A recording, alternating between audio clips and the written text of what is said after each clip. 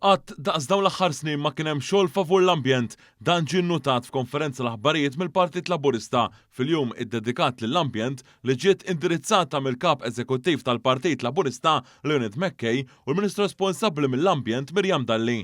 Mackay qal li l-ambjent u ta' priorità għall-Gvern Laburista anke permezz tal-wedda elettorali li jsiru bosta spazji miftuħin viċin fejn jgħixu n-nies. Fakkar kif kien Gvern Laburista li elimina l-użu heavy fuel oil l-aktar żejt li nniġġes mill-power station, ix-short ship u s-sistema ta' New Water fost l-oħrajn.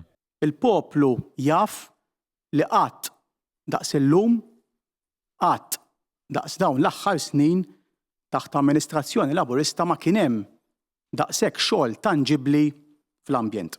Il-Ministru Dalli qalet li f'din il-leġislatura biss diġà saru 60 proġett ta' spazju miftuħa u f'5 snin tħawlu madwar 130,000 siġra, dan filwaqt li llum 30% tal-art f'Malta hi protetta legalment. Ispjegat kif għaddejja iżjed ħidma favur żieda fl-enerġija aktar rinnovabbli waqt li għaddej il-proġett tat-tieni interconnector ma' Sqallija.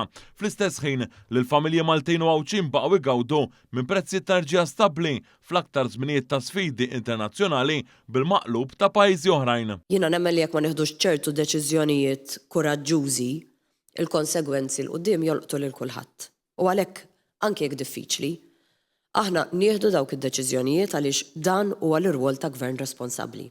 Sanittant il-kap eżekuttiv Leonard Mackay ħabbar ukoll li ċ-Ċentru Nazzjonali Laburista fil-Ħamrun se jibda jinxorob l-ilma tal-vejt wara investiment li sar biex ukoll jitnaqqas l-użu għall-plastik li jintuża darba biss.